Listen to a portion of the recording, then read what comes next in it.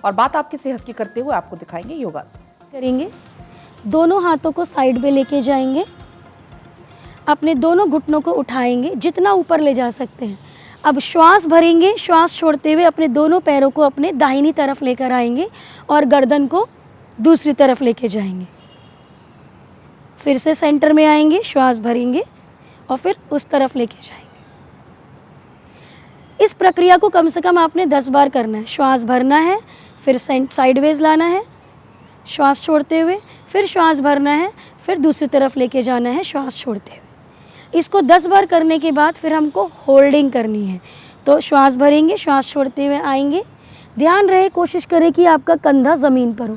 शुरुआत में हो सकता है कंधा ज़मीन पर नहीं जाए, तो अपनी क्षमता अनुसार करें। धीरे धीरे अभ्यास के साथ ये हो जाएगा। आंखें बंद करेंगे, 5 बार 5 श्वासों के लिए इसको रोकेंगे। लंबा गहरा श्वास भरेंगे, लंबा गहरा श्वास छोड़ेंगे। अब इसी प्रकार से दूसरी तरफ भी करेंगे। लंबा गहरा श्वास भरेंगे, लंबा गहरा श्वास छोड़ेंगे। We have to hold this for 5 deep breaths. अब जब ये हो जाएगा, धीरे से सेंटर में आएंगे, वापस पवन मुक्तासन। इसी पोजीशन में रहना है। दोनों हाथ से इंटरलॉक करेंगे और अपने दोनों घुटनों के नीचे हाथ को लगा लेंगे।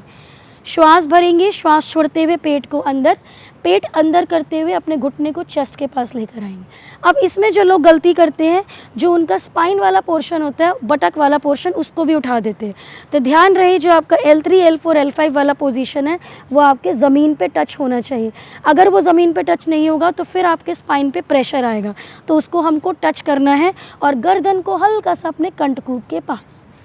और इस पोजीशन में भी आपको 5 लंबी गहरी श्वासों के लिए रुकना है। लंबा रेस्ट पोजीशन। सो आपने क्या करना है, हाथों को साइडवेज रखेंगे, अपने घुटनों को यहाँ रखेंगे, दोनों पैरों में डिस्टेंस करेंगे हिप लेवल का। ध्यान रहे, आपका एड़ी पंजा एक लाइन में होना चाहिए। अब लोग क्या करते हैं, इसमें घुटने इस तरीके से खोल देते हैं। नहीं, घुटनों को आपने अपने बटक के लाइन पर ही रखना है इस तरीके से। नाउ यही एक पोजीशन है जिसमें आपका कमर रिलैक्स होता है। हम पूरे दिन भर, रात को भी लेटते हैं या हम बैठते हैं या हम वॉक कर रहे हैं, तो स्पाइन कभी भी रिलैक्स नहीं होता है। This is the only position जिसमें हमारा स्पाइन रिलैक्स होता है। तो जब आप बहुत देर तक 12 से 15 घंटे आप काम कर रहे हैं, या आप शॉपिंग करके आए हैं बाहर से, या आपने बहुत देर तक कार ड्राइव करी है, बैठे रहे हैं, तो प्लीज़ मैं आपसे रिक्वेस्ट करूँगी कि 10 मिनट इस पोजीशन में ज़रूर रिलैक्स करें। को करनी है एब्डोमिनल ब्रीदिंग। तो अपने राइट हैंड को अपनी नेवल पे रखेंगे, या आप दोनों हाथों को भी रख सकते हैं, एक के ऊपर एक। अब हमको श्वास भरनी है। श्वास भरते हुए पेट बाहर आएगा, श्वास छोड़ते हुए पेट अंदर जाएगा। श्वास भरते हुए पेट बाहर, श्वास छोड़ते हुए पेट अंदर। सो इस तरीके से आपका जो मन है वो भी शांत होता है, आपका माइंड रिलैक्स होता है, और स्पाइन तो रिलैक्स होती ही होती है।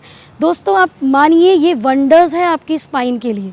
तो कम से कम जिनको स्पाइन की दिक्कत है, वो कम से कम दिन में 3 से 4 बार इस आसन को ज़रूर करें। और जिनको नहीं भी है, तो मैं उनसे गुजारिश करूँगी कि इसमें ज़रूर रहें कुछ घंटों, कुछ मिनट के लिए।